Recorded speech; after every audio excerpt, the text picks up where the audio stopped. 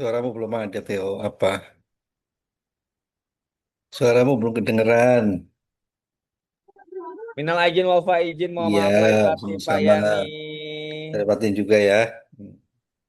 Ya, saya mohon maaf lahir batin, Pak. Ya, dapatin semuanya ya. Dapatin semuanya. Gimana, sudah siap? Bisa dimulai. Siapa yang belum hadir? Satu, Ardi ya.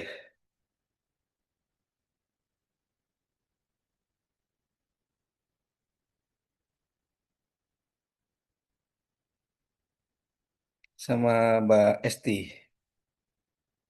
Tadi ada.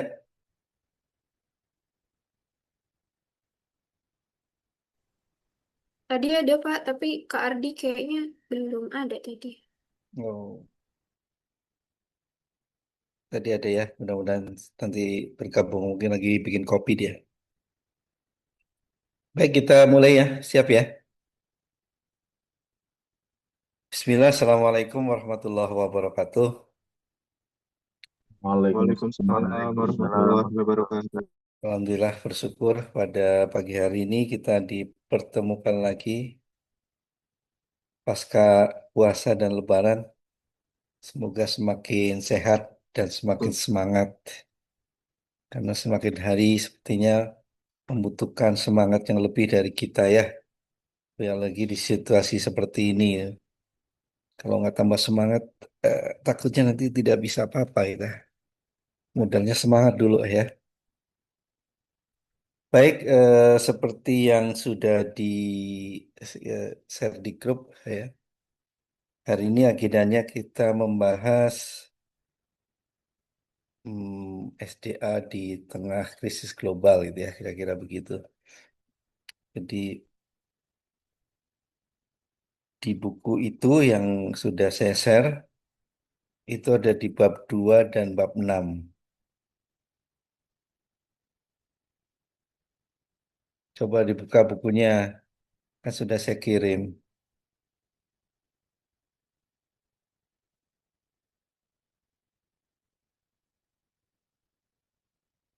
Ada di bab 2 dan bab 6. Itu untuk patokan.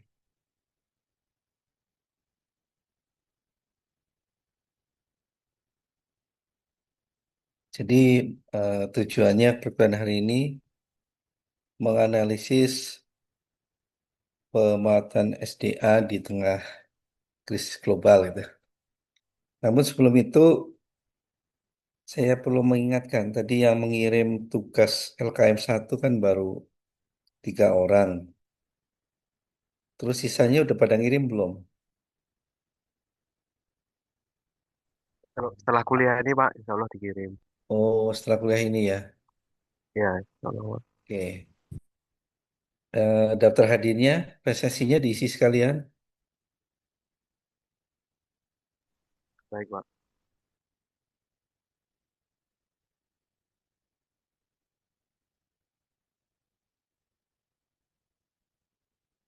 Ya, jadi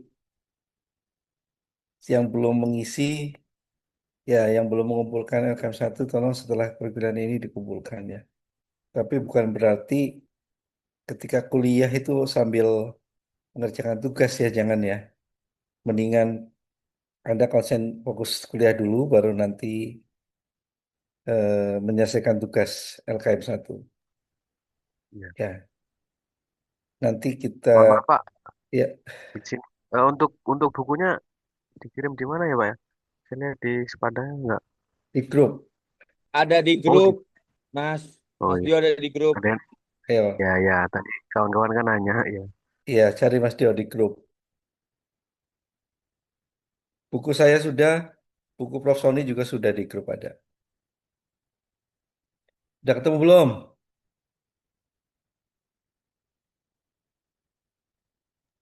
Sudah, Pak, sudah.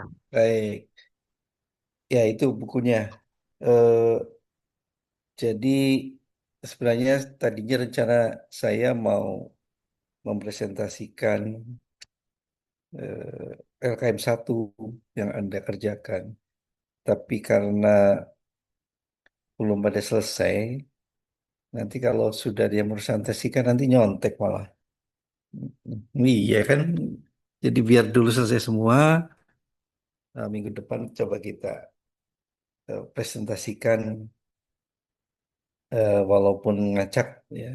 Tapi sudah selesai semua jadi aman. Baik.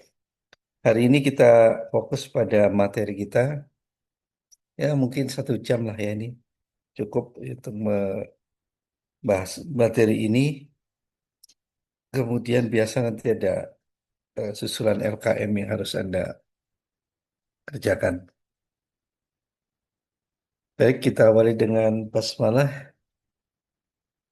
Bismillahirrahmanirrahim. Bismillahirrahmanirrahim. Anda bisa ikut presentasi karena sudah membaca bukunya itu. Harusnya sudah itu sudah di-share lama loh Mas Dio. Malah belum tahu.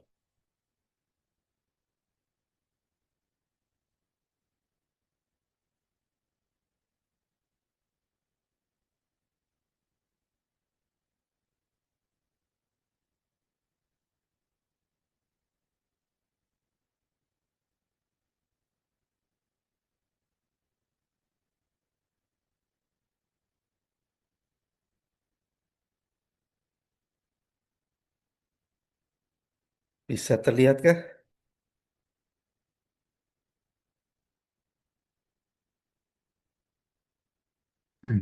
Sudah, Ya, Pak. Pak, terlihat. Siapa? Oke. Jadi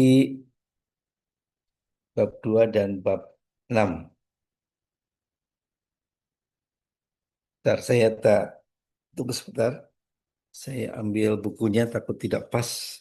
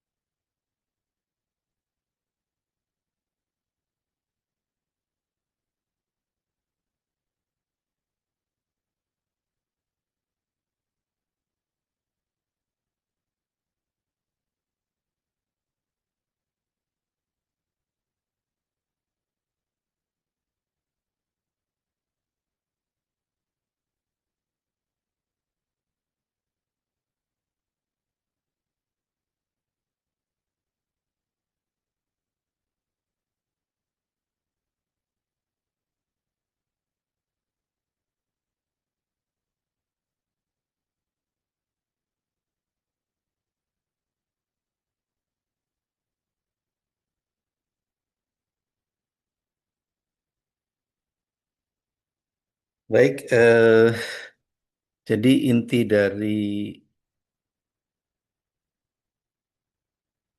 materi permasalahan SDA di tengah krisis global adalah yang pertama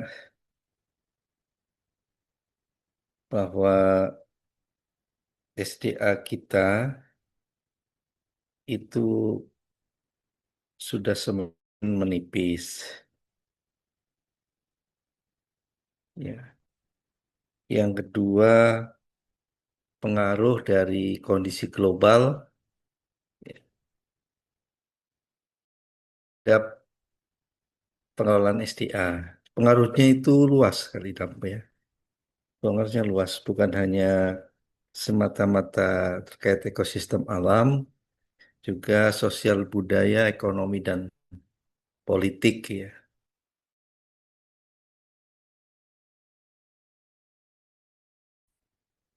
Adanya perang di Timur Tengah,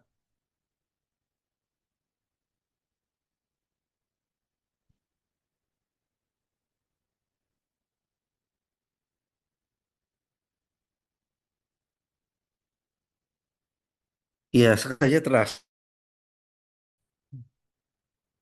krisis global di level politik saja, adanya kondisi di Iran di Timur Tengah itu akan mempengaruhi terhadap permasalahan.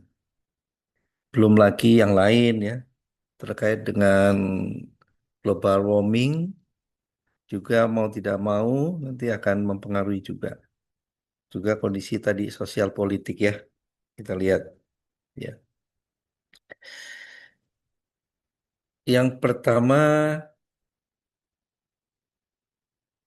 yang harus kita pahami sebelum kita melihat konstelasinya tadi,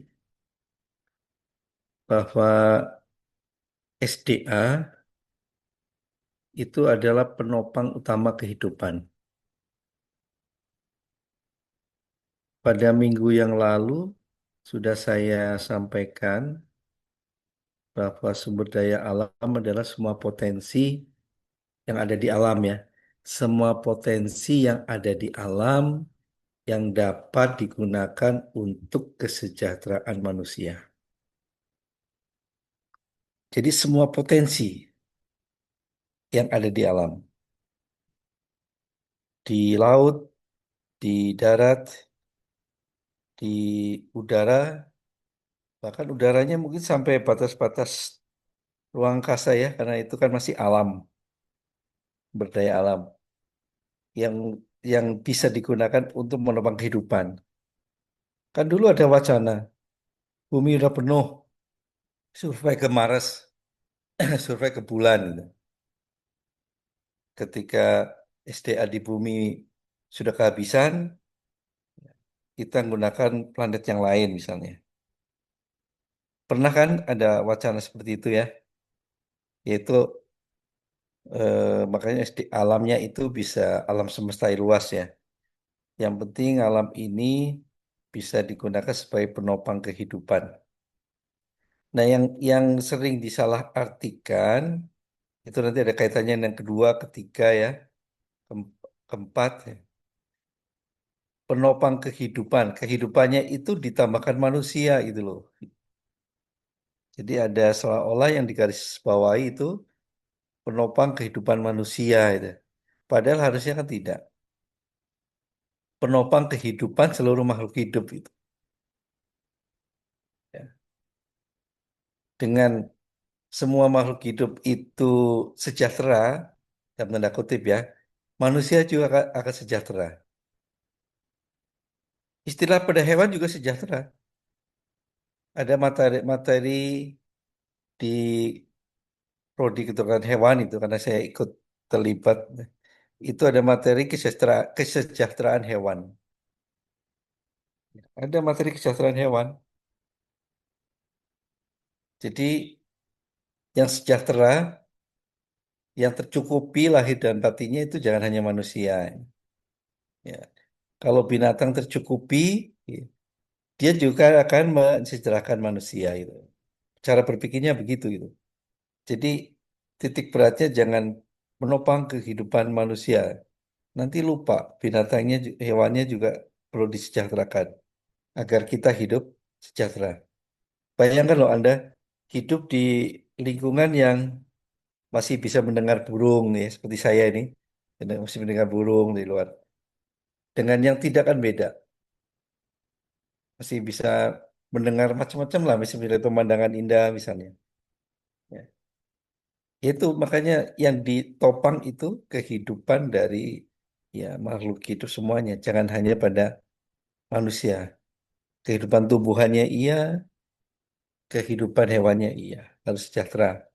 Karena itu nanti akan meningkatkan kualitas hidup kita, manusia itu. Jadi manusia itu hanya bisa hidup berkualitas, bisa hidup secara wajar lah ya. Itu ketika berada dalam ekosistem yang berkualitas. Hubungan keseimbangannya timbal balik antara flora fauna bagus, antara abiotik dan biotiknya bagus. Nah, itu baru bisa menopang kehidupan yang berkualitas. Oke, jadi ini konsepnya SDA itu sebagai penopang kehidupan, ya. Jadi jangan dieksploitasi secara berlebihan, ya. Itu yang kedua poinnya. Poin yang kedua.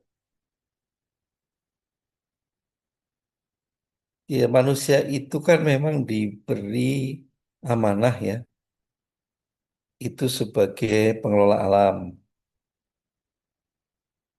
Nah, pengelola itu Beda dengan eksploitasi. Kalau pengelola alam itu memanfaatkan dan membina, itu pengelola. Jadi setelah memanfaatkan dia membina, itu pengelola. Tapi kalau eksploitasi itu hanya memanfaatkan. Setelah itu ya biarkan saja itu. Barangkali yang pernah ke Bangka Belitung itu ya, itu namanya kolong ya. Kolong itu kolam. Kolam besar-besar itu bertebaran di mana-mana sebagai sisa eksploitasi timah. Ya, dari pesawat aja udah kelihatan tuh di Bangka Belitung itu. Kroak tahu Kroak ya, di mana-mana buminya sudah berlubang, berlubang yang dalam dan lebar. Dan itu sudah puluhan, mungkin ratusan tahun yang lalu itu seperti itu dibiarkan sampai sekarang. Akhirnya nggak bisa diapa-apakan. Ya ada yang mencoba memang untuk perikanan, tapi kelihatannya tidak begitu bagus ya, karena airnya mengandung unsur-unsur timah barangkali memang tidak bagus, sehingga tidak begitu berkembang. Kalau udah berkembang, mungkin Bangka Belitung menjadi sentra perikanan ya. Jadi perlu perlakuan yang mahal, sehingga kalau untuk bisnis ya tidak masuk. Nah itu contoh bahwa eksploitasi berlebihan dan terus meningkat tanpa diiringi dengan perbaikan. Itu yang gagal. Jadi kita karena ada teknologi untuk mengeksploitasi, kecenderungannya memang menjadi berlebihan. Beda dengan orang-orang dulu atau penduduk asli sekitar hutan lah misalnya. Dia untuk menebang pohon itu kan, itu pertama harus ada izin dari ketua adat. Harus ada upacara lah adat itu.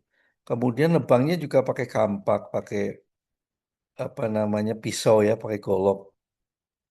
Itu nebang satu pohon yang dipeluk dua orang ya, seperti itu bisa sehari sendiri baru dapat satu. Jadi bayangkan kalau ada chainsaw itu mesin memotong tumpah pohon ya, chainsaw itu mungkin bisa puluhan sehari itu. Nah itu bedanya. Kalau dulu dengan satu pohon sehari cukup ya, sekarang nggak cukup. Itu yang dimaksud dengan berlebihan itu. Karena manusia itu tidak ada batas. Batas cukupnya itu manusia nggak ada sebenarnya. Jadi sulit sekali kalau mengandalkan kesadaran kecukupan ini dari manusia. Apalagi orientasinya masuk hutan itu karena bisnis, karena usaha, karena pemegang HPH sudah izin mahal itu masa hanya dapat satu dua itu. Makanya pohon-pohon yang besar itu satu pohon itu bisa miliaran loh itu yang dipeluk dua orang tadi. Karena nanti dibuat meja, saya juga baru tahu itu bisa menjadi berapa meja gitu ya. Satu meja itu ratusan juta ternyata. Meja yang utuh dari kayu-kayu itu loh. Apalagi kalau kayunya bagus-bagus seperti itu. Kayu yang sudah tua, kemudian utuh, jadi meja, yaitu orang-orang kaya ya yang punya itu ternyata mahal. Jadi hitungannya satu pohon kalau udah seperti itu bisa M, karena saking tingginya dan besarnya. Makanya mereka berebut itu, ngangkut pohon itu besar-besar ke darat, karena tahu nilainya berapa itu. Kemudian adanya krisis lingkungan global.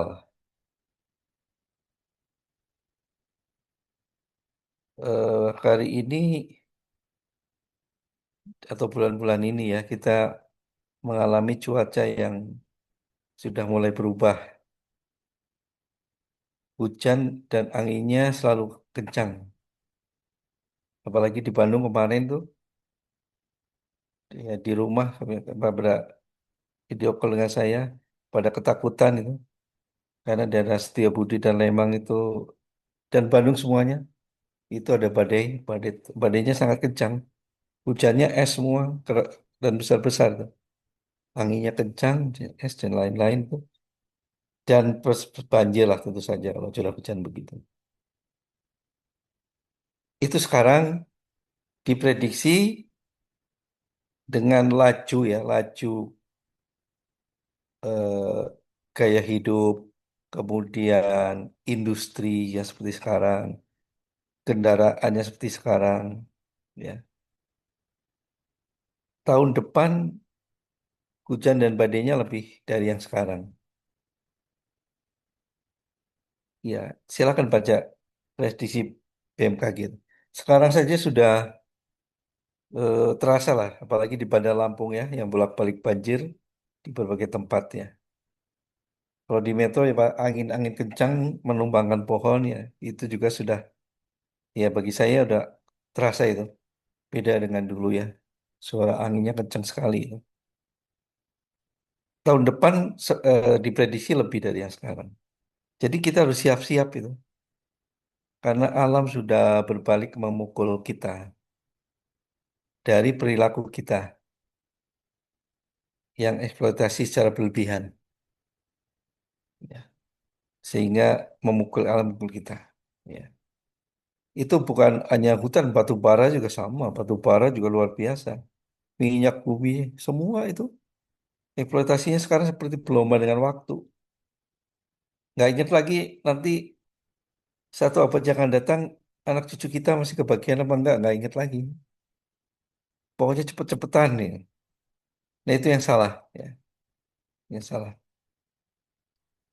Kemudian krisis lingkungan global. Sekarang udah dirasakan ya global warming.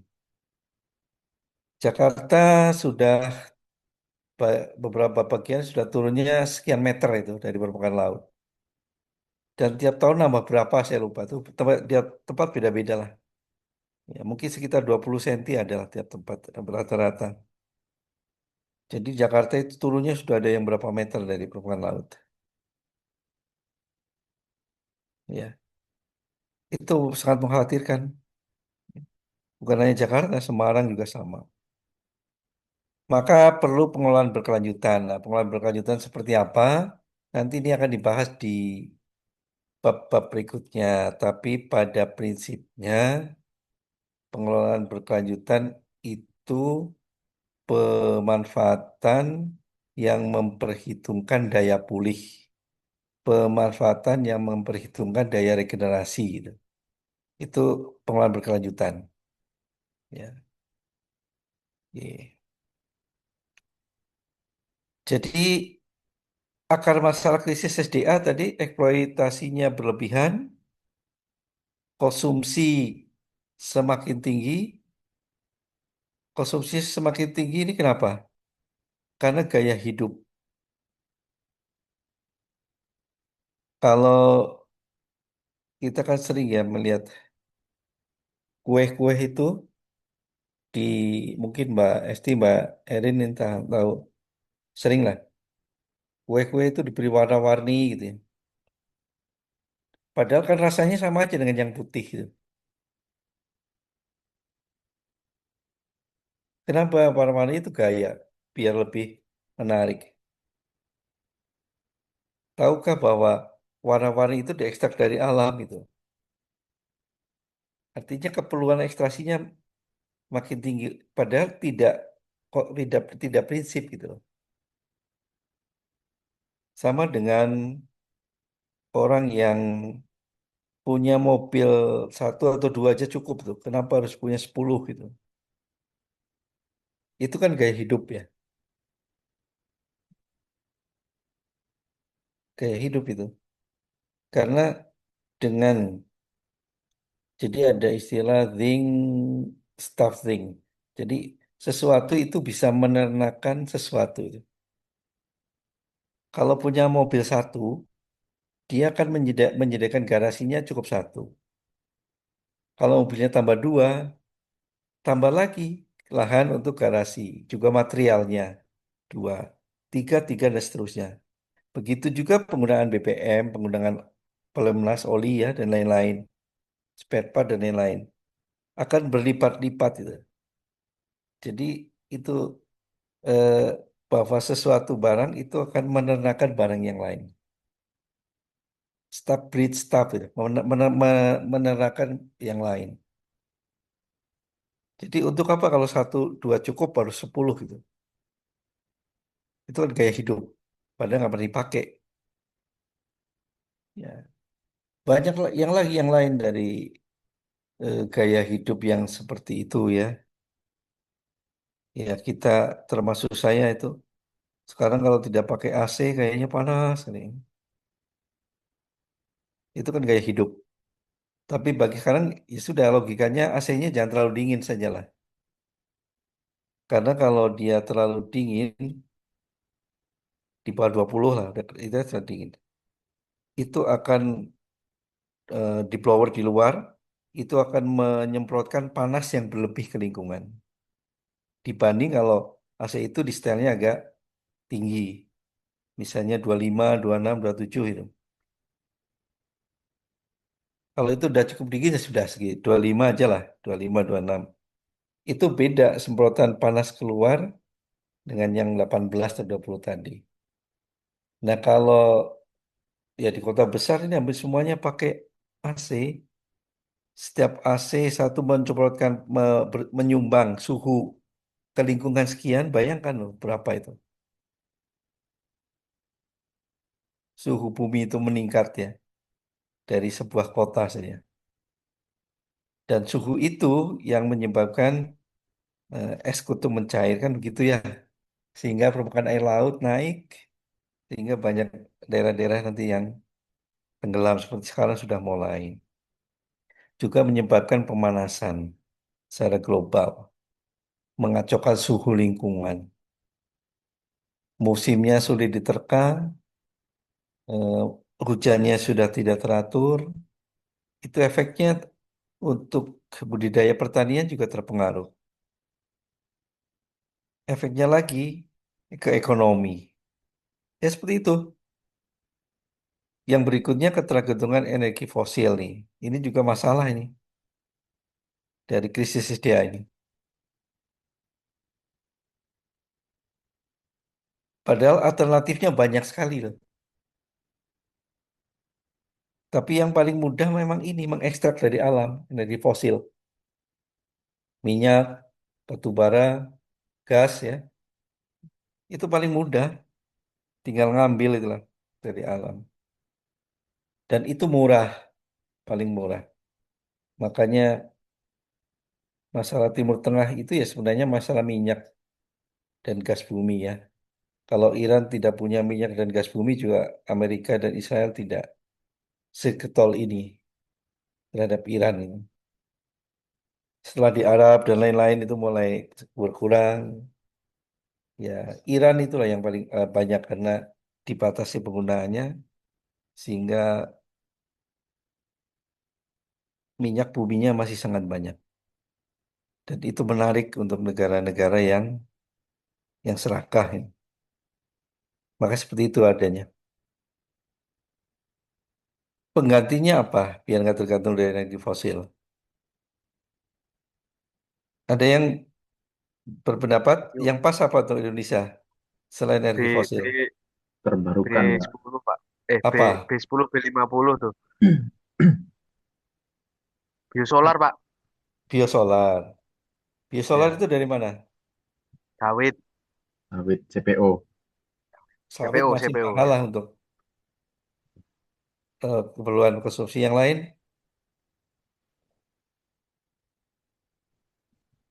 Selain fosil. Ya, selain tumbuhan sawit. Eh, Yang lebih murah. surya Pak, tenaga surya mungkin. Bukan yang tumbuhan dulu. Oh, yang tumbuhan. Biofuel, namanya biofuel ada. Oh, Well, Iya. Pak. Ya, biofuel. Biofuel itu apa? Oh ya. Wah, ini nggak ada orang biologi nih. Jadi jarak. Kalau jarak itu mudah tumbuh ya, Jatropha. Jarak Oh harus Jatropha. ya. Kemudian Wajarat, singkong. ubi, Singkong untuk etanol singkong. itu banyak. Kemudian tebu.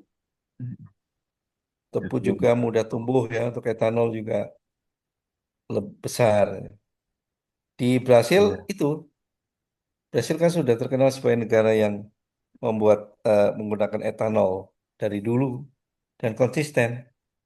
Jadi Brasil itu tidak begitu masalah ada krisis minyak di Timur Tengah karena sudah konsisten dari dulu menggunakan etanol Brasil itu. Kita yang tidak mulai-mulai, udah terlambat. Ya kita kan selalu gitu. Kalau ada inovasi dianggap ancaman, bagi yang sudah mapan akhirnya tidak jalan. Padahal itu tidak sulit, lahan kita banyak ya. Mau 1 hektar gampang, nyiapin singkong, nyiapin tebu, dibuat biosolar atau biofuel. Tapi ya itu nggak pernah konsisten, akhirnya minyaknya beli. Beli itu ya menarik bagi para mafia, para importir, karena dapat ujungnya banyak gitu. 1 liter dapat 1.000 aja. Dia berjuta-juta liter impornya. Itu kan lebih mudah. Makanya yang seperti seperti itu juga mengganggu keberlanjutan ini, ketergantungan energi fosil. Di Indonesia masalahnya itu.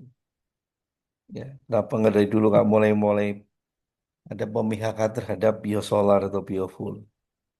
Selain itu apa lagi yang banyak di Indonesia?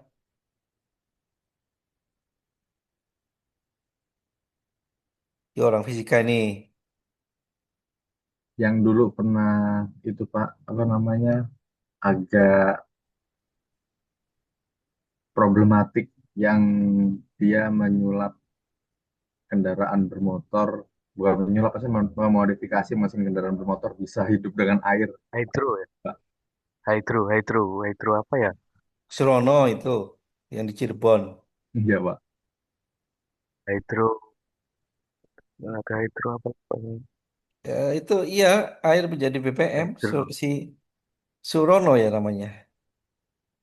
Yang di Cirebon. Coba googling Anda. Namanya apa Eh, itu? Eh, tenaga air. Bak, bak apa ya?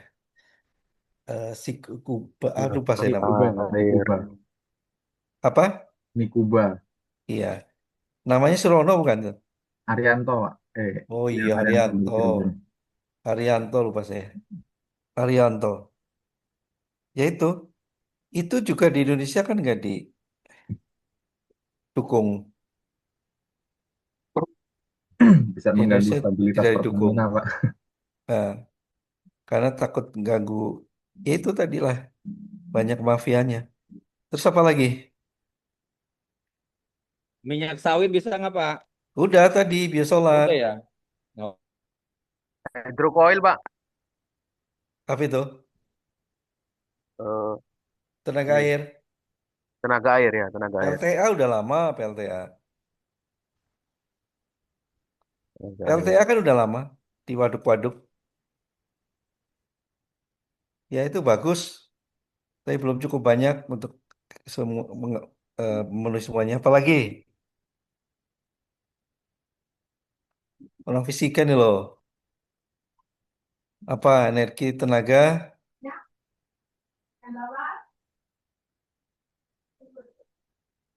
ST, Rin apa Rin tenaga apa Rin? Yang orang fisika nih.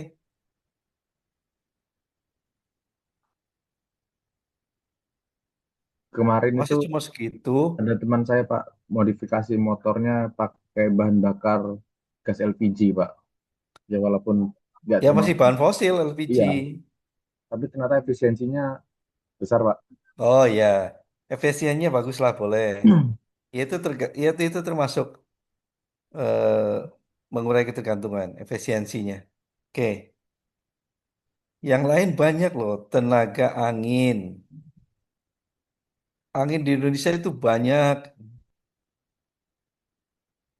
Tenaga gelombang. Pantai di Indonesia sangat panjang.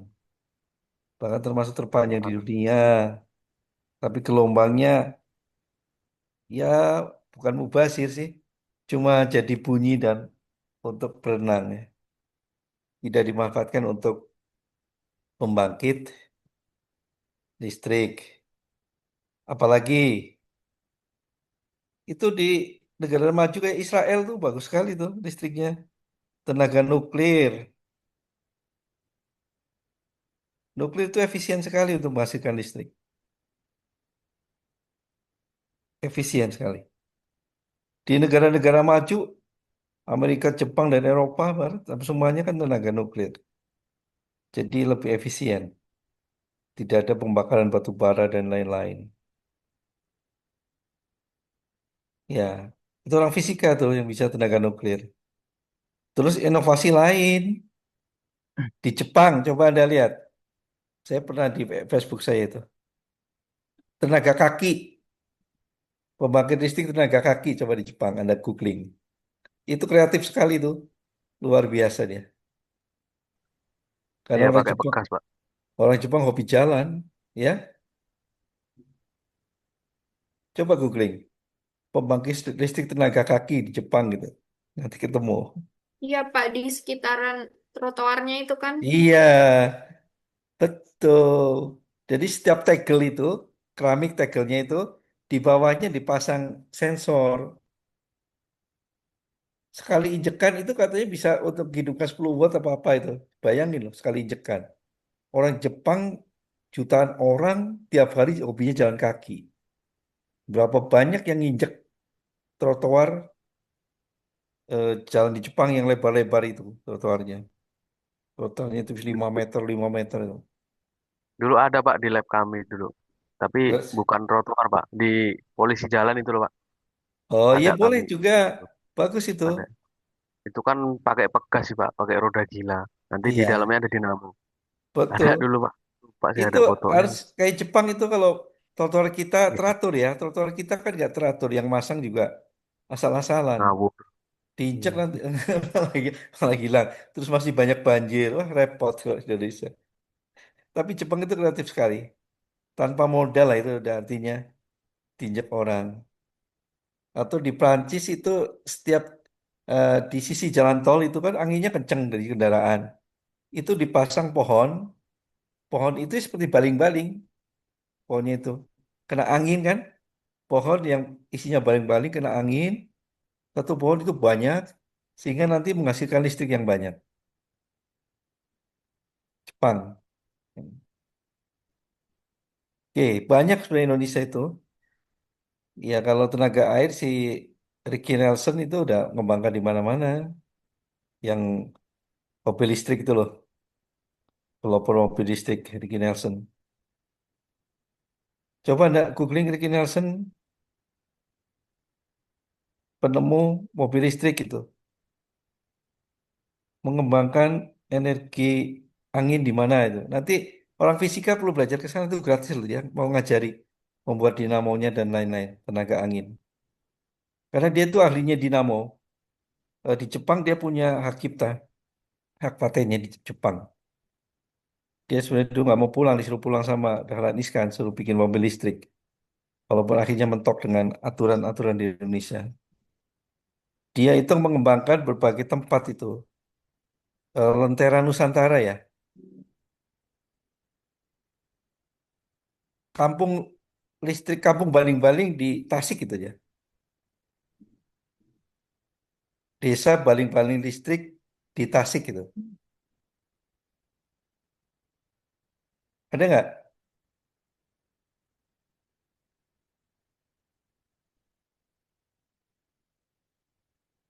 Cipak Tujah namanya. Desa baling-baling listrik di Cipatujah. Di Tasik Cipatujah.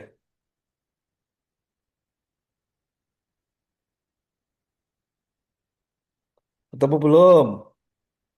Oh, saya sekali googling ketemu tuh. Di Patuju. Dio, udah ketemu belum? Rafli, desa Apa? baling-baling listrik di Cipatujah. Cipatujah. Iya, Tasik. Cipatujah. Desa Oh, baling-baling listrik di Cipatujah. Cipatujah.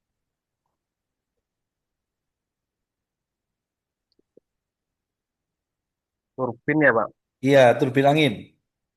Ya, turbin angin. Oh, ini Itu Ricky Elson yang pernah kita undang dulu di biologi, di teknik, yang membuat iya, mobil listrik dengan Pak Dahlan Iskan. Itu pelopornya dia tuh. Di jadi seperti saat di sana dia bangun desa Lentera Nusantara apa itu desanya menggunakan baling-baling. Satu desa dia terangi dengan baling-baling. Terus dia di Mesuji ada, di Sulawesi banyak diminta membuat ini. Karena dinamonya lebih bagus dan baling-balingnya lebih efisien pikiran dia. Jadi kalau orang fisika mau belajar sama Ricky Elson itu pas ya, tentang pengembangan dinamo dan lain-lain. Oke, dan lain-lain ya. Yang keempat lemahnya ke akar masalah SDA di Indonesia itu lemahnya tata kelola. Tahu lah ya Anda ya, tahu lemahnya tata kelola. Jadi yang pertama tidak ada roadmap yang jelas. Yang kedua tidak ada kebijakan untuk apa ya reward bagi yang mengembangkan eh, misalnya tenaga listrik dan lain-lain. Kemudian lemahnya penegakan hukum bagi yang melanggar pemanfaatan SDA. Itu yang paling banyak. Lemahnya penegakan hukum bagi yang melanggar tata kelola SDA di Indonesia. Itu paling banyak. Di hutan paling banyak. Sebenarnya di hutan lah, di tambang-tambang batu bara, emas, dan lain-lain juga sama. Dia mencemari lingkungan begitu hebatnya, tapi nggak pernah dihukum. Padahal penduduknya yang menggunakan air sungai itu menjadi tercemar. Pertanian juga sama. Tapi karena lemahnya law enforcement, sehingga ya seperti sekarang, lingkungan tambah tercemar dengan semakin adanya penggunaan pemanfaatan SDA. Kan harusnya tidak boleh. Harusnya dengan ada IPAL, Institut Pengelola Air Limbah, harus ada pendaur ulangan, harus ada ya minimal seperti Green Giant Pineapple ya, humas ya, Great Giant Pineapple, pabrik nanas, Humas Jaya, GGP sama SGP, iya, Pak. ya kan, saya hafalnya itu Great Giant Pineapple ya, ya, pabrik nanas, itu dia limbahnya sudah dipakai untuk biogas, untuk tenaga listrik dia, kemudian untuk pakanan sapi, kemudian untuk dibuat pupuk limbahnya, sehingga dia sudah green, green industry, ya, dia ada green, udah green industry, green economy, sehingga dia bisa ekspor ke berbagai negara. Kalau tidak nggak bisa. Syarat masuk ke negara yang ketat itu kan begitu. Ini mencemari limbah apa enggak, mencemari lingkungan apa limbah seperti apa pengelolaannya, kebersihannya macam-macam udah dikontrol semua oleh mereka sehingga masuk ke berbagai negara. Maka ke dalam negeri, ke Lampung, tidak ada kan nanas dari Rumah Jaya. Nah, maksudnya kalau industri seperti semua, kayak gitu semua, aman. Tapi pabrik tapioka di Lampung, hampir semuanya dibuang ke sungai. Dengan pengelolaan pengelimbah yang seadanya, langsung ke sungai. Akhirnya sungai bau. Itu sudah jelas tercemar kalau bau ya. Berubah warna aja tercemar, apalagi bau. Ini karena lemahnya tata kelola. Kenapa lemah tata kelola ya Anda udah tahu lah. Yang petugasnya mau ngontrol, nanti dikasih sangu, udah laporannya bagus itu. Udah tahu lah rahasia umum itu ya. Oke, akar masalahnya itu. Kemudian ini krisis ekologi. Ini udah kayaknya udah masuk bab 6 ya. Jadi ruang, space ya. Space untuk kehidupan yang layak di daratan itu semakin berkurang ya. Apalagi dengan adanya berbagai pencemaran ya. Itu semakin sulit ya untuk beradaptasi dengan baik gitu. Mungkin yang pernah ke Jakarta itu ya, ke Ganggang itu, atau ke Bandung ya, ke Cicadas itu rumah itu nggak tahu di mana septic tanknya. Padahal semuanya punya toilet, punya WC. Anda bisa bayangkan loh, rumah petak banyak benar, padat betul. Mau lewat aja spunten terus karena kiri jalan pintu dan kita hanya pas simpangan 2 orang. Itu pintu semua orang pada duduknya di pintu itu makanya 1000 punten kan 1000 punten itu. Bolak-balik ke punten, punten ini. Saking rapatnya. Dan saya sering mikir tuh di mana itu ya septic tanknya itu. Pasti berimpit-impit dengan sumurnya, dengan sumur bornya. Kalau dibuang ke selokan juga nggak setiap hari ngalir, pasti akan bau. Itu saking sudah mulai apa sulitnya ya sudah sulitnya eh, ruang ya untuk bisa hidup dengan layak. Karena 75% aktivitas manusia di daratan, 25% di air, ya di udara sedikit ya, ya pertama di pesawat ya, mungkin yang dimaksud itu mungkin. Tapi ya umumnya di darat dan di air. Jadi 75% di daratan. Itu yang makanya daratan itu paling banyak yang mengalami pencemaran. Dan sekarang makin sempit ya. Kedua, kerusakan ekosistem meluas ya itulah karena pengaruh yang tadi ya. Ketika penurunan layanan lingkungan menurun, ya layanan lingkungan itu jasa lingkungan. Jasa lingkungan itu oksigen banyak ya, karena pohon banyak, oksigen banyak. Kemudian karena transpirasi penguapan air banyak menjadi sejuk, itu jasa lingkungan. Tidak banjir karena banyak pohon, resapannya bagus, gitu. Itu udah menurun. Buktinya banjir di mana-mana. Buktinya makin panas. Buktinya oksigen makin tipis. Kalah dengan yang unsur yang lain. Ya, itu krisis ekologi global. Jadi jasa lingkungan akan menurun ya karena ya perbuatan kita juga di mana-mana di semen ya sehingga tidak punya ruang resapan air. Aturannya mendirikan rumah, ya yang belum bikin rumah nanti ya, rumah baru, sisakan 30% itu untuk resapan air. Itu aturannya.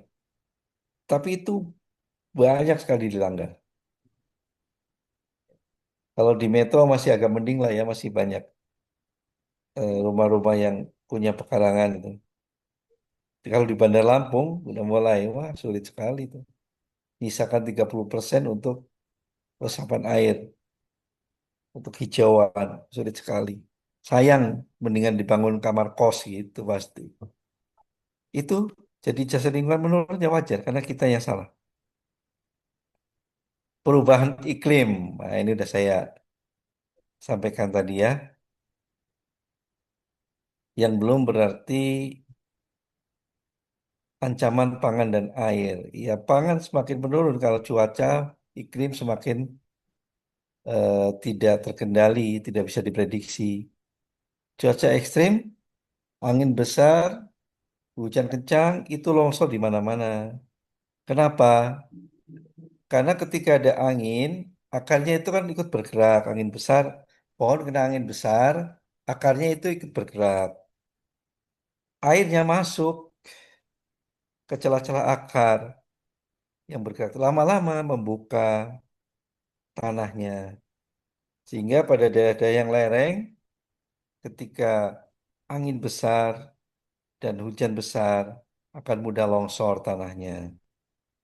Ya, memang tumbuhan itu mencegah longsor, tapi kalau dibantu dengan bersamaan angin besar dan hujan besar, dia akan kewalahan juga. Mau tidak mau, perlahan-lahan airnya meresap ke tanah, menjadi membuka tanah. Tanahnya terbuka, renggang ya, karena goncangan yang begitu keras dari anginnya. Tapi kalau pas biasa, hujan biasa, angin biasa normal ya nggak masalah, bagus banget. Itu dalam cuaca ekstrim ya. Jadi jangan takut, kata dosen saya, nanti malah menimbulkan longsor dan pohon. Bukan, salah.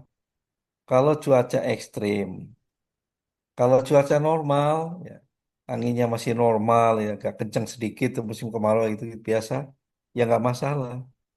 Ini tuh angin yang terlalu besar, itu yang bisa menggerakkan pohon sedemikian rupa sehingga akarnya juga ikut bergoyang, airnya mudah masuk. Hujannya pas besar lagi, nah itu mudah longsor. Ya, air jelas ini, air itu hanya mengalir ke laut, hujannya deras tapi airnya mengalir ke laut. Karena resapannya tadi berkurang, sehingga tidak hujan sebentar udah kering.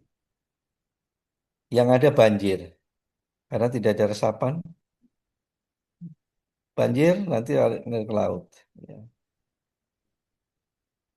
Perubahan iklim, oke, sudah saya singgung tadi, karena pola hidup kita yang selalu memproduksi bahan-bahan CFC atau bahan-bahan rumah kaca. Ya. Anda tahu gas rumah kaca ya? Itu selalu kita produksi oleh orang-orang modern. Ya. NOx, COx itu, sulfur, amonia, itu selalu kita produksi. Bahkan ketika kita bertanam sawit di hutan gambut, kalau yang pernah lewat Mesuji, kemudian Kota Agung itu, ke Palembang, pinggir tol, itu kan hutan gambut semua. Itu banyak yang sudah tanami sawit. Nah, itu ketika tanah di situ dibongkar dengan bulldozer untuk membuat lubang tanaman sawit, maka sulfur, NOx, amonia itu terbang ke atas, membentuk efek rumah kaca. Nah, seperti itu. Belum yang dari kendaraan, bermotor yang semakin banyak, belum dari pabrik-pabrik. Sehingga suhu dari bumi tidak bisa dipantulkan, suhu dari bumi. Cahaya dari matahari bisa nembus, ya, karena kuat. Tapi ketika ada yang dari bumi mantul nggak bisa, terkurung oleh efek rumah kaca tadi. Sehingga iklim naik, panas naik, dan itu yang mengacaukan cuaca dan iklim. Deforestasi jelas ini karena pembalakan liar untuk keperluan industri dan tadi saya sebutkan kayu-kayu bagus, juga karena tambang. Di hutan itu banyak tambang, sehingga dengan masuknya batu bara dikupas kulitnya otomatis terjadi deforestasi, pengundulan hutan. Dan itu aturannya sangat longgar tadi ya, yang saya katakan, sehingga terjadilah seperti sekarang. Saya lupa di Indonesia itu tiap hari kehilangan hutan itu setara dengan berapa lapangan bola itu. Coba ada googling. Kehilangan hutan di Indonesia itu sehari setara dengan berapa lapangan bola itu.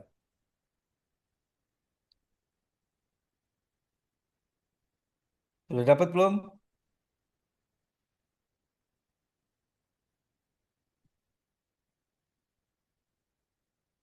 Nah, kok nggak ada yang nyari? Sabar Pak.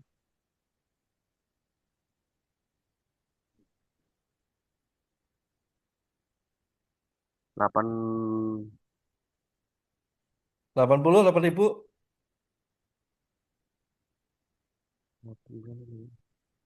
kalau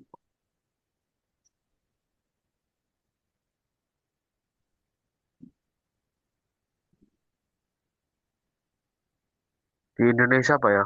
Iya, di Indonesia aja. Per tahun setara dengan berapa lapangan bola Per, itu? Per hari boleh, per tahun boleh. per tahun itu 175.000 hektar. Itu Ah, 2024 ke 2025 Pak. iya. Ya, Berarti satu berapa? lapangan bola berapa hektar? Hmm, 120, ya, hampir-hampir 2 hektar ya Pak. Itu ya. Belum. Iya. Berarti 1 tahun itu kehilangan 11.000 itu bagi 2. Berarti Hmm. sekitar 90.000 lapangan bola 1 tahun Nah, kemarin. 90 ribuan? Ya, 90.000 lapangan bola Iya. 1 tahun Itu, 2024 ini. iya. Ya bayangin aja. Itu tiap tahun, setahun kan cepat tuh, hilang terus. Iya. Makanya 50 tahun lagi nggak tahu anak cucu kita nanti atau 100 tahun lagi masih nggak ada nggak hutan itu. Itu yang mengkhawatirkan ya. Dengan hilangnya hutan itu kehilangan biodiversitas juga loh. Jadi biodiversity kita nyebutnya biodiversitas ya. Keragaman hayati itu pusatnya ya di hutan-hutan tropis itu. Indonesia itu punya berapa 300.000 jenis tanaman. Itu nanti belum pakai anggreknya. Anggreknya itu berapa ribu gitu ya. Pohon anggrek saja itu, pohon palem. Jadi luar biasa itu. Belum yang lain yang mengandung unsur-unsur obat dan kosmetik. Itu sayang kalau hilang terus itu. Karena itu sumber kehidupan ragaman itu. Ya. Sampai saat ini untuk kursi ya, untuk rotan aja, itu belum ada yang bisa gantikan rotan itu. Keluasannya dan lain-lain. Bambu nggak bisa dibuat kayak rotan. Beda. Itu rotan aja. Karena itu adanya sebenarnya itu di hutan. Beda itu. Ya. Belum binatang-binatang endemik. Anda masih ingat garis Wallace ya? Wallace itu saya. Masih? Masih ingat? Garis Garis Masih. Wallace, Wallace iya. itu Wisdom membagi Spot. mana Indonesia Barat dan Indonesia Timur ya. Jadi garis Wallace itu garis imajiner. Nggak ada tanggulnya, nggak ada batas, nggak ada fisiknya nggak ada. Itu membelah laut antara Lombok dan Bali. Terus ke utara antara Kalimantan dan Sulawesi. Oh, sih. Ya kan? Nah, yang Iya, bikin Pak. Iya, kagum Pak. itu fauna yang di sebelah barat garis Wallace, misalnya di Kalimantan itu kan ada gajah, ada harimau, ya. Kemudian ada ya macam-macam. Itu nggak ada di sebelah timur. Di Sulawesi adanya anoa, di Irian adanya walibi itu seperti kanguru, burung cendrawasih, burung nuri yang macam-macam warnanya, burung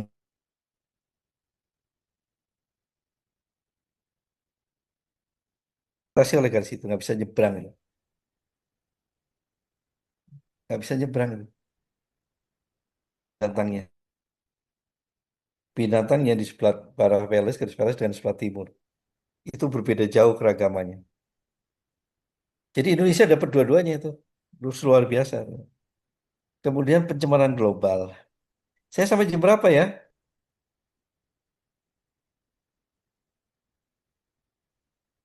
10.30 Pak. Oke, Sampai 10.30, Pak. baik. Ya, ini pencemaran global sudahlah tahu tadi udah saya ungkap ya, pencemaran global. Eh, jadi yang namanya udara itu kan unboundaryless ya. Unboundaryless itu tidak punya batas dia. Dulu Anies Baswedan nggak punya KTP itu loh. Dia nggak bisa batas. Yang membakar hutan, yang membongkar tadi gambut, kan, itu di Riau. Tapi nanti efeknya itu sampai ke Singapura, sampai ke Malaysia, sampai ke Thailand, sampai kemana-mana. Karena dia nggak punya batas wilayah. Nah, pencemaran global itu akan dipercepat seperti itu. Apalagi melalui laut. Yang buang limbah mungkin di Amerika itu sampai kemana-mana itu. Itu karena dia tidak punya batas. Sehingga pencemaran global itu ya terjadi terus. Dengan mudahnya terjadi. Walaupun kita tidak memproduksi itu. Tapi dari negara lain. Sama dengan Singapura, tidak ada kebakaran hutan, tapi dia dapat asapnya. Ya, dan yang lain itu terjadi ya, termasuk ya pencemaran limbah-limbah nanti baterai-baterai listrik ya. Kan mobil listrik itu paling 10 tahun lah layak pakai. Baterainya nanti kan dibuang, ganti lagi. Tahun baterai itu ganti lagi dan itu tidak kepake buang-buang. Mirip PC lah, komputer PC itu kan di mana-mana sekarang menjadi apa ya sampah yang memenuhi tempatnya. Nanti mobil listrik kalau makin banyak kayak gitu. Baterai-baterai listrik itu akan bergelimpangan di mana-mana itu. Karena tidak ada yang menggunakan ulang lebih mahal mendaur ulangnya daripada bikin baru. Seperti itu nanti akan kemana-mana. Oke, degradasi lingkungan jelas ya. Kita tidak lagi bisa hidup dalam lingkungan yang berkualitas seperti dulu. Anginnya sejuk, dan lain-lain. Airnya masih banyak ikan, masih banyak belut gitu. Sekarang sudah sulit cari belut di sawah karena penuh dengan pestisida. Ya tidak, di Iya Pak. kalian-kalian kecil. Dulu kita Iya, waktu Pak. kecil Tempat kan saya nggak ke ada sawah itu lagi. pas nanam banyak ikan-ikan kecil ya. Ya sampai Ya, betul. sejempol lah. Seneng banget dapat itu. Kalau digoreng enaknya.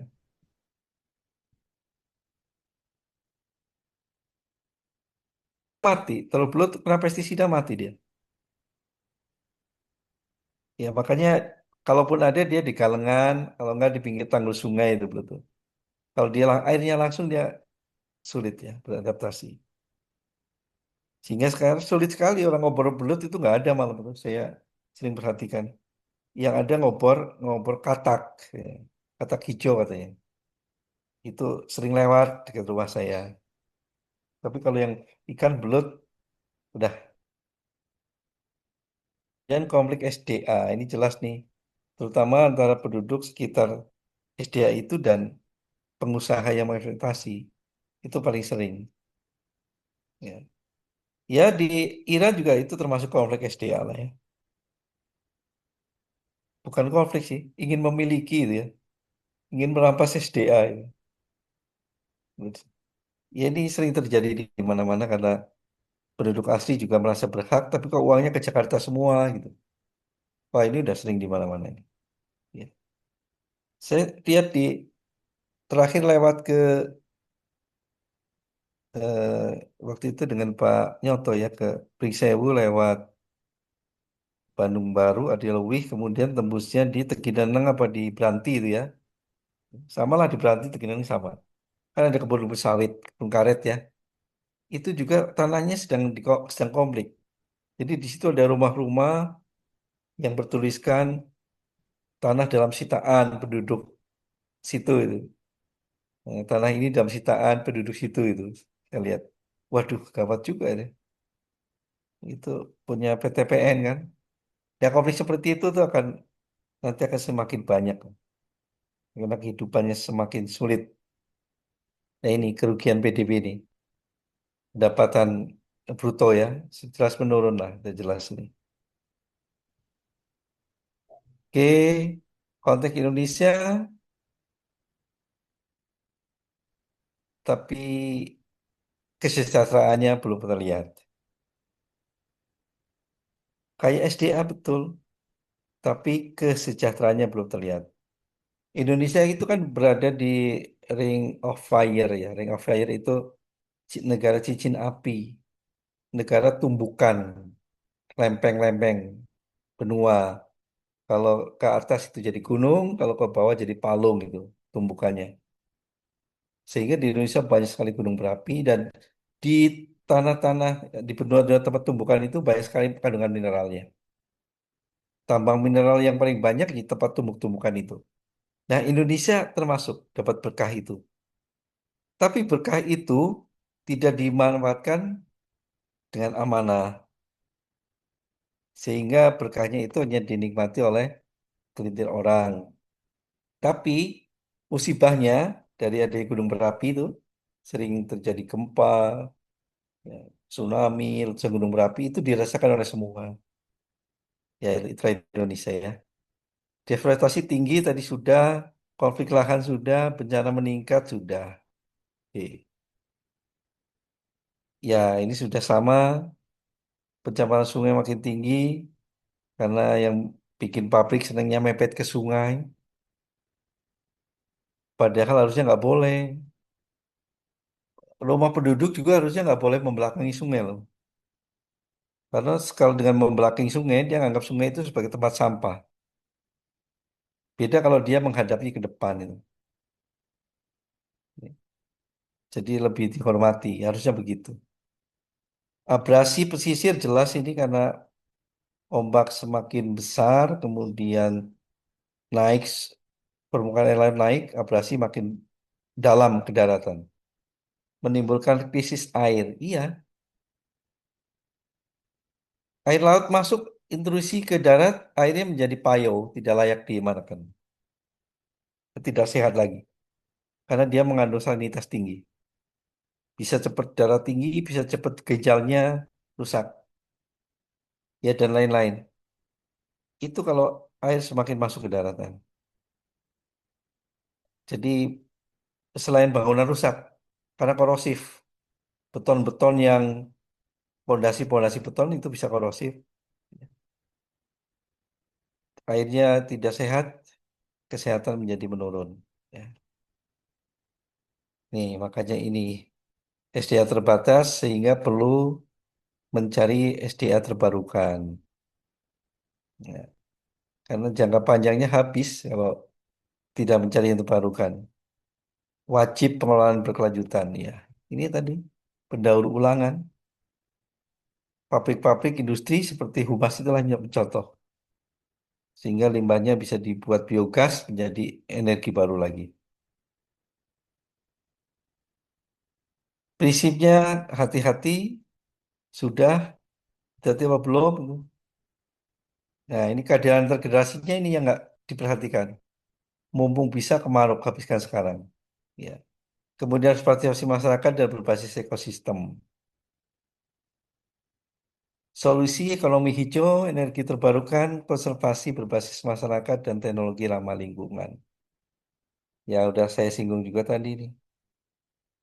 Ekonomi hijau seperti humas, energi terbarukan, cari yang non fosil, konservasi berbasis masyarakat. Jadi hutan-hutan itu biar masyarakat tidak ikut menjarah tanaman-tanaman di pinggirnya itu yang bisa menghasilkan untuk masyarakat sehingga masyarakat tidak perlu masuk ke dalam. Jadi tanaman-tanaman pinggiran hutan itu yang berbatasan itu tanaman tanaman yang bisa dimanfaatkan oleh masyarakat. Ya, sehingga tidak perlu merusak hutan ke dalam. Teknologi ramah lingkungan ya tadi yang berbasis non BBM ya teknologinya sehingga tidak menghasilkan limbah yang mencemari lingkungan. Oke, udahlah ini sudah saya sampaikan tadi. Jadi eksploitasi, konsumsi, tata kelola yang lemah. Krisis SDA, dampak global, perlu transformasi berkelanjutan. Oke. Jadi SDA harus dijadikan sistem kehidupan. Jadi sistem.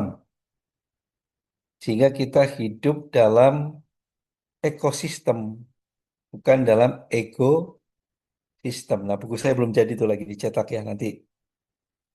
Saya lagi nulis buku tentang itu. Jadi pertarungan antara ego sistem dan ekosistem. Ya. Itu yang ada sekarang. Dan mungkin akan terus berlanjut. Kalau terus berlanjut ya sudah. Generasi muda tidak kebagian.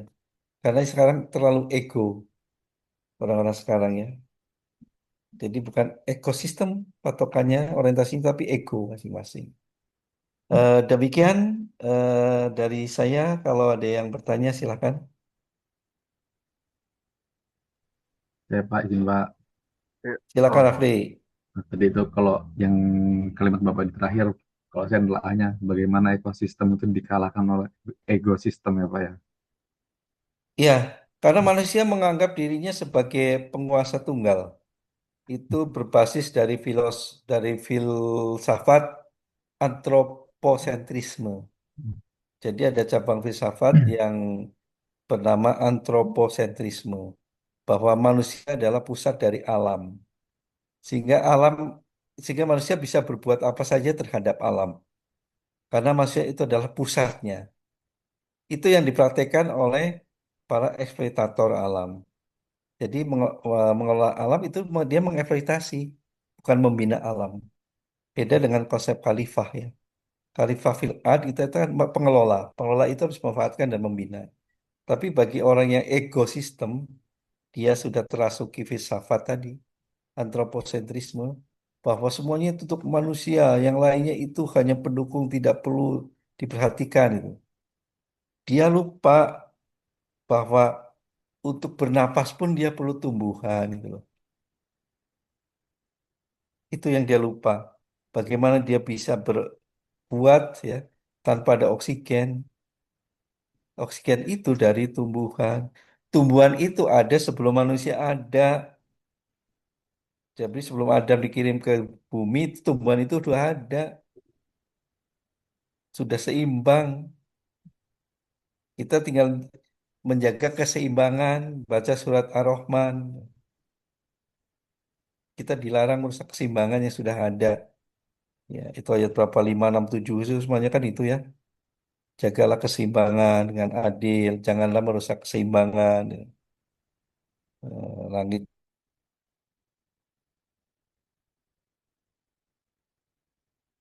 itu, Mas Rafli, Ya, kalau Pak. ekosistem, manusia itu ada di tengah. Halo? Kalau Ya, Pak. ekosistem, manusia itu ada di tengah-tengah makhluk hidup lain. Tapi Hmm. kalau ekosistem manusia itu di atasnya. Seolah-olah dia memerintah semuanya itu.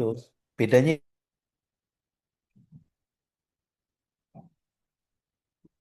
Ya, Pak. saya tulis dengan Pak Prof. Sudarman, Ketua PWM itu.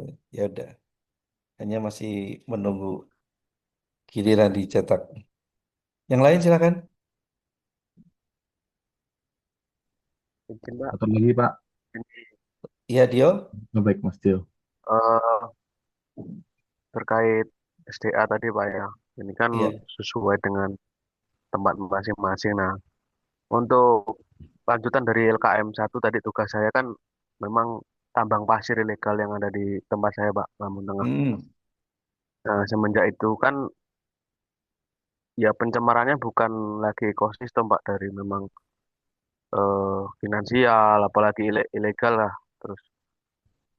Nah, yang saya tanyakan untuk apa keberlanjutan kayak pasir ini, Pak, apalagi kan pasir. Memang manusia kan membutuhkan itu untuk pembangunan segala macam gitu. eh kalau ekosistem tanaman kan bisa direhabilitasi, Pak. Cuman kalau pasir ini gimana Pak ya? Ya, Untuk oke, apa?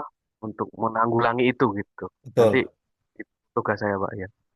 Theo gini, jadi ada untuk sumber daya yang terbarukan, ya, tumbuhan, binatang, Iya, terbarukan ya, iya, itu tidak boleh memanfaatkan melebihi daya regenerasinya. iya. Ya, jadi daya regenerasinya harus diperhatikan.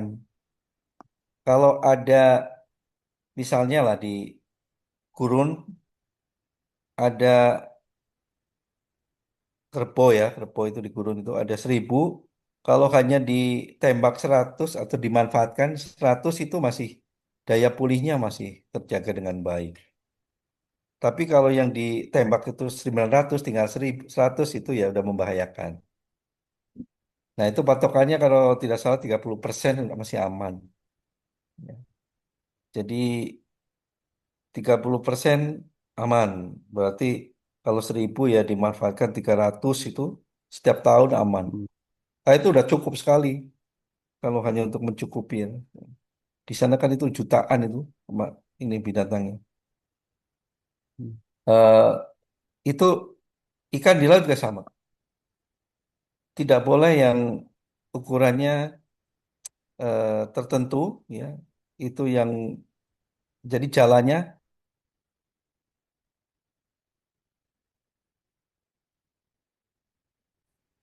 matanya. Kalau terlalu kecil nanti ikan yang kecil ikut ke bawah. Eh, ada rata-rata 2,5 in. 2,5 in itu berarti berapa senti? 5 ya? Dua, iya. Ntar Ya, 4 jarian. ya. Yaitu mata jalannya sebaiknya di laut begitu. Agar yang besar-besar saja yang bisa terangkut. Ya. Yang di laut lepas maksudnya ya, untuk nelayan laut lepas itu. Ya, itu maksudnya itu seperti itu. Tapi kalau untuk yang tidak terbarukan, gitu, Nah, ya kayak itu ada pembatasan persen. Sen. Jadi tidak boleh dihabiskan, boleh itu. Tapi setiap setiap objek ya, setiap benda materi itu beda-beda, ada pembatasannya. Jadi itu kasuistis soalnya setiap daerah sehingga tidak ada aturan yang satu standar untuk semua nggak ada, untuk semua bahan mineral dan untuk semua tempat nggak ada. Itu ada tiap daerah ada nanti ada AMDAL itu ada. Jadi kalau pengaruh jangka pendeknya diambil sekian itu gimana? Cara mengenal gimana? Yang bisa menang. Kemudian menangannya gimana? Bagi pasir yang sudah digali, apakah di situ langsung tanami tanaman atau seperti apa itu ada aturannya Mas Raffi. Dan itu pakai persen, harusnya pakai persen, tidak boleh habis. Dan bagian yang tidak mudah longsor, jelas Iya. itu jelas di AMDA tuh.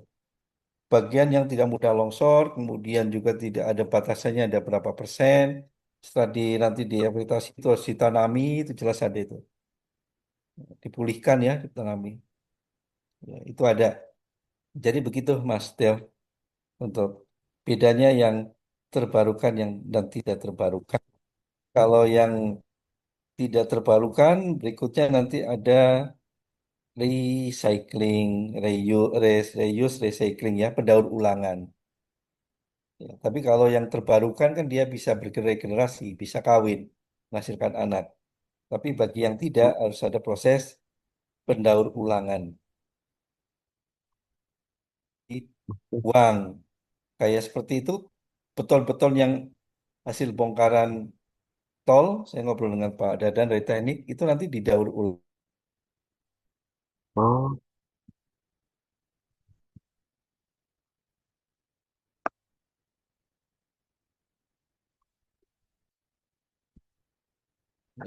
Ya dipecah, diremukkan, nanti daur ulang. Makanya dikumpulkan di pinggir di mana itu. Nah seperti itu Mas Raffi, biar panjang fungsinya. Jadi ada pendaur ulangan untuk yang non terbarukan, baik recycling maupun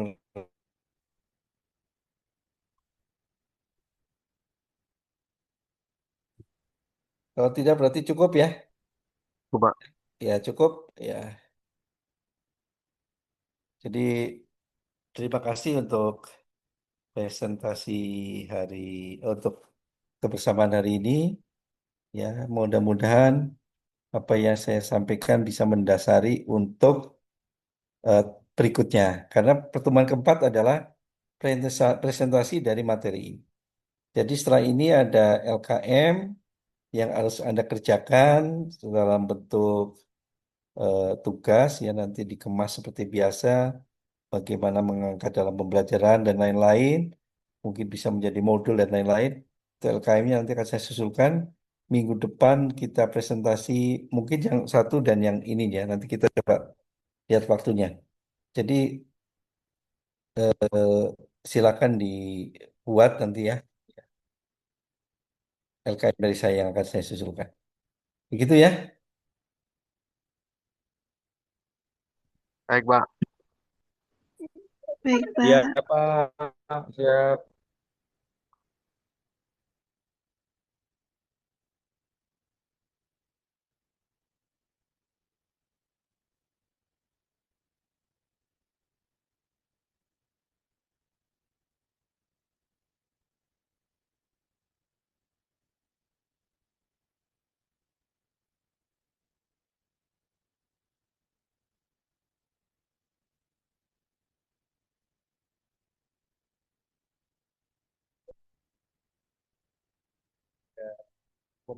Ada celah-celahnya udah banyak ada kotak-kotak gitu. Banyak. Itu namanya pohon sahabi. Yang tahu pohon sahabi, sahabi. Nabi. Pohon ini di Yordan. Kalau sekarang nggak berani karena banyak. Dan tempat lintasan kafilah dagang dari Mekah menuju ke Syria, Lusam ya. Dan Nabi rombongannya dengan Abu Thalib berhenti di pohon ini.